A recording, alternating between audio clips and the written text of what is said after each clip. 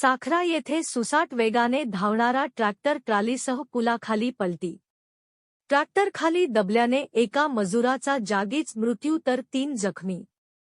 साखरा, खुर्द येथे आज सकाळी 8 वाजता एका भरधाव वेगाने चालणाऱ्या ट्रॅक्टरचा चालक नाश्ता करण्यासाठी गेला असता एका मजुराने गाडीला सेल्फ मारून गाडी चालू केली असता त्याचा नियंत्रण सुटल्याने ट्रॅक्टर ट्रॉलीसह साखरा गावाजवळील एका छोट्याशा रस्त्यावरून ट्रॅक्टर पलटी खाल्याने एका मजुराचा जागीच मृत्यू झाला असून 3 जण जखमी आहे. जखमींना उपचारासाठी ग्रामीण रुग्णालय घाटंजी येथे पाठविण्यात आले. सविस्तर वृत्त असे की गाडी नंबर MH29BC 6686 वर नेहमीसाठी वाहन चालक वाहन चालवायचे, पण काल सकाळी सर्व मजूर ट्रॅक्टर मालकाच्या शेतात तुरीचा कुटार आणण्यासाठी जात असताना बस स्टँड साखरा येथे गाडी उभी करून नेहमी चालविणारा ट्रॅक्टर चालक नाश्ता करण्यासाठी गेला असता गाडीला चावी लावलेली पाहून गाडीवरील एका मजुराने ट्रॅक्टर चालू करून भरधाव वेगाने जात असताना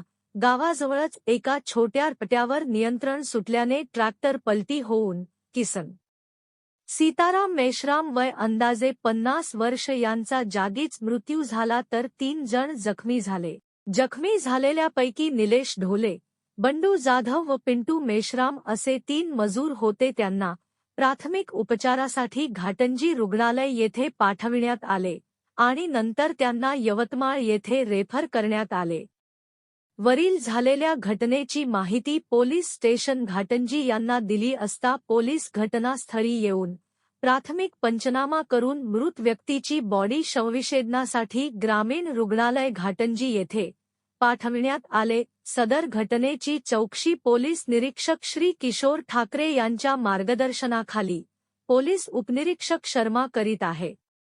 साखरा चौफुलीवरील होणारे अपघात साबा विभाग स्पीड ब्रेकर देऊन थांबवतील का?